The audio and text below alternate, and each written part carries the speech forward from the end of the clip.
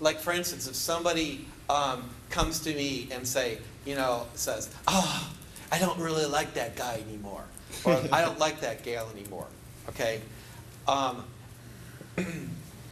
just not going to say, well, you're right, he's a dope because he swore at you, or he's a dope, I'm going to say, okay, hold on a second. What's your walk like?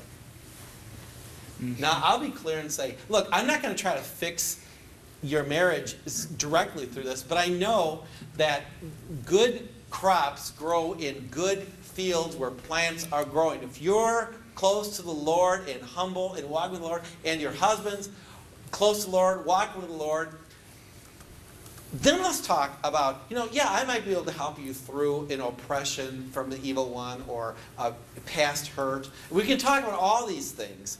But I have found early in ministry that when somebody comes to you and all of a sudden I like the fish who takes the bait, now I'm going to help them and fix their problems, and I don't address their real problem, that is God. What I find is that then I'm just like the rent-a-counselor, the rent-a-pastor, the guy who just comes and they're going to come see me, and okay, see you next week at 4. Many early experiences showed me, and you know what? I went through a period. How do you deal with cynicism? I became cynical at all counseling. Counseling, it does no good. They're just coming for me for permission. I don't know what this is about. Until I really, when we did the discipleship thing, I realized, they're coming to, the pastor, God's representative, sort of. Okay.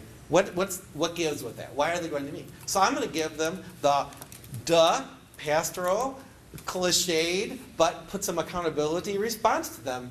Because they know in their heart of hearts they're not close to God. So I don't care what problem it is, I'm going to check out their 7 connections. Especially connection 1, 2, and 3. Mm-hmm. Hey, how's your walk? How's your walk with your spouse? Do your family actually read the Bible and pray? You know what I find in 99% of the time, in fact, I can't think of an exception, but I'll say 95 maybe, is that their discipleship is in a world of hurt. I'd rather talk with them while they're walking with God about this issue. And also I find is that if they will not, if I say to them, okay, the first thing we do today is really get you in a discipleship context with the Lord. Mm. Now, if they say to me, well, I don't know if I want to do that.